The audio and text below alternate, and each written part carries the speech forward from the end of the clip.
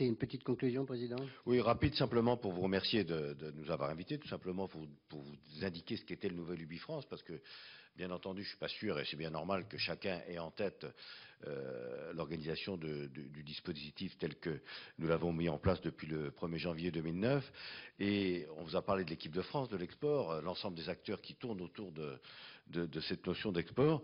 Vous êtes partie prenante en tant qu'acteur politique sur le terrain, quoi, et qui rencontrait très très souvent des PME pour justement expliquer ce que peut être ce nouveau dispositif, comment pouvoir, quelle est la clé d'entrée, quoi, en quelque sorte, et pour indiquer à nos PME notamment justement quel cheminement, et surtout en les prévenant bien que on n'y va pas au doigt mouillé, quoi. J'ai le souvenir avec Jean à Pékin, lorsque nous avions travaillé sur le rapport, avoir rencontré un chef d'entreprise français qui nous avait expliqué que c'était pas compliqué de devenir millionnaire en Chine. Alors nous, ça nous avait tout de suite intéressé, bien entendu.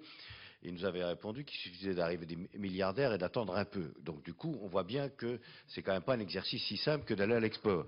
Et je crois que c'est très important de dire aux entreprises qu'il faut une véritable expertise, que cette expertise existe, notamment à partir des chambres de commerce, avec le concours du Bifrance, mais l'ensemble des acteurs dont on a parlé ce matin, y compris ceux qui en région, bien sûr, savent le faire.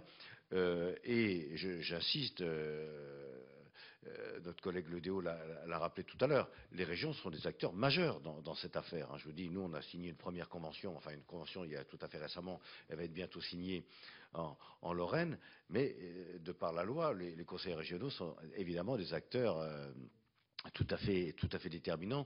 Et le fait de mettre de la cohérence est un devoir pour nous tous, collectivement, parce que la cohérence fait que l'argent public qui est mis par les uns par les autres, tout ça c'est l'argent des Français, fait qu'on pourra optimiser, bien entendu, toutes ces interventions financières et permettre à nos entreprises d'être des acteurs efficients pour leur propre développement et du coup création de richesses et d'emplois pour notre pays.